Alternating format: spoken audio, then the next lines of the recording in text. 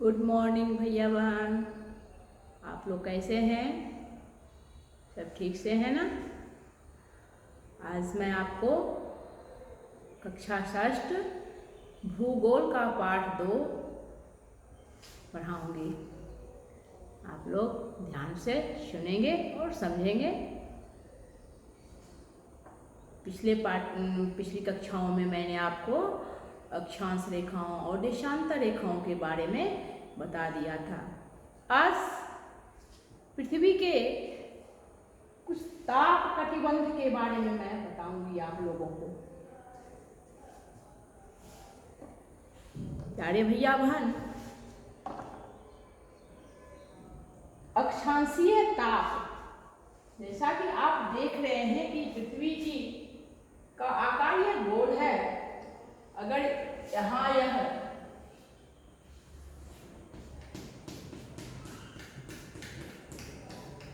सूरज रहेगा तो इसकी रोशनी अलग अलग पार्ट पर अलग अलग पड़ेगी।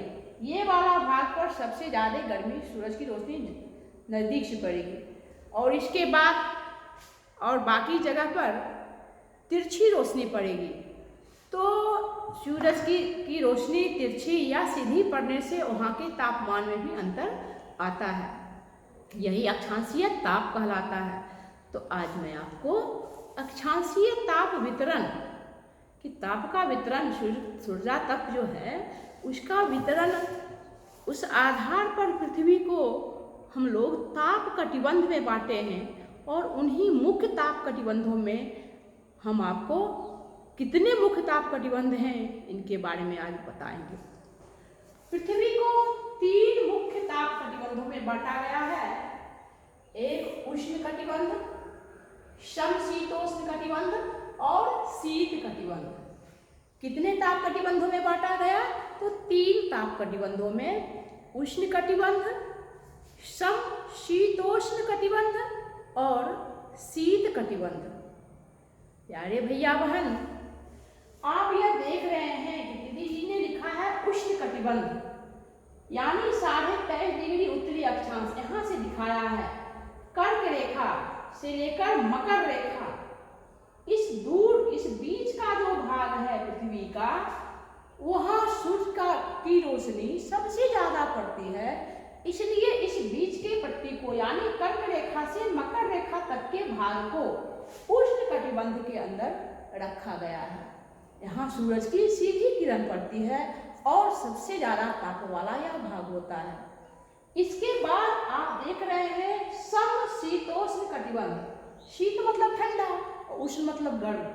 शीत और उष्ण मिलकर शीतोष्ण हो गया। तो सम बराबर, न ज्यादा ठंडा न ज्यादा गर्म। तो ये उत्तर में है तो इसको उत्तरी समशीतोष्ण कटिबंध और यह दक्षिण में तो दक्षिणी समशीतोष्ण कटिबंध यह है। यह कर्क रेखा से आर्कटिक वृत्त तक का भाग उत्तरी समशीतोष्ण कटिबंध और मकर रेखा से अंटार्कटिक वृत्त तक का भाग दक्षिणी समशीतोष्ण कटिबंध कहलाता है। अब आ गया शीत कटिबंध। सूर्य की बिल्कुल तिरछी रोशनी पड़ती है उत्तरी ध्रुव पर। कभी 6 माह दिन और 6 माह रात होते हैं।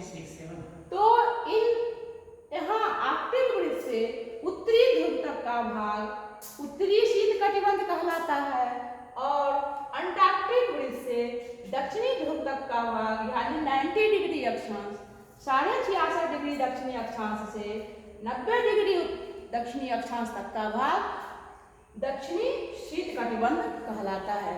ये 5 प्रमुख ताप कटिबंध के बारे में आपको मैंने बताया। ये समशीतोष्ण कटिबंध, उष्ण कटिबंध और शीत कटिबंध। उष्ण कटिबंध यानी सूर्य का सबसे ज्यादा गर्मी, सूर्य की सबसे ज्यादा उष्मा यही प्राप्त करता है, क्योंकि सूर्य वर्ष में कम से कम 2 बार 90 डिग्री के एंगल पर वहां पर चमकता है। समशीतोष्ण कटिबंध में सूर्य की किरणें तिरछी पड़ती है, इसलिए यह ना तो बहुत अधिक गर्म और न ही बहुत अधिक ठंडा होता है। इस पर वर्ष में कभी भी कर्क रेखा के उत्तरी भाग यानी कर्क और मकर रेखा के उत्तरी भाग में यानी इस भाग में कभी भी 90 डिग्री पर सूरज की किरण नहीं चमकती है। अब हो गया शीत कटिबंध। शीत कटिबंध यानी 66.5 डिग्री उत्तरी अक्षांश से लेकर उत्तरी ध्रुव तक और 66.5 डिग्री दक्षिणी अक्षांश से दक्षिणी ध्रुव का तक इसका विस्तार है, यानी इसकी विस्तृति है, यह फैला हुआ है। यह दोनों ही क्षेत्र अत्यधिक सबसे कम तापमान वाले क्षेत्र हैं। इन क्षेत्रों में जल भी यानी पानी भी बिल्कुल बर्फ की अवस्था में, हिम अवस्था में पाया जाता है। दोपहर का सूर्य क्षितिज में कभी कुछ ऊपर तक आता है। सूर्य की किरणें इन कटिबंधों में बहुत ही तिरछी पड़ती है। इसी कारण यहाँ का तापमान काफी कम होता है। यानी आपने देखा कि उष्ण कटिबंध सर्वाधिक गर्म क्षेत्र, शीतोष्ण कटिबंध न अधिक ठंडा न अधिक गर्म, और शीत कटिबंध पृथ्वी का सबसे सर्वाधिक कम तापमान वाला क्षेत्र है। उष्ण कटिबंध सूर्य की किरण 90 डिग्री के एंगल पर वर्ष में कम से कम 2 बार पड़ती है। शीतोष्ण कटिबंध पर कभी नहीं पड़ती है, और शीत कटिबंध में सूर्य की किरण तो बहुत ही तिरछी पड़ती है। दोपहर का सूर्य कभी भी क्षितिज से ऊपर आ ही नहीं पाता है। तो इनकी सूरज की क्या स्थिति, यहाँ सूरज की किरण कैसे पहुँचती है, इनका विस्तार कैसा है, इसको आपने देखा। आशा करती हूँ मैं आप इनके मुख्य बिंदुओं को अच्छी तरह से याद रखेंगे। धन्यवाद।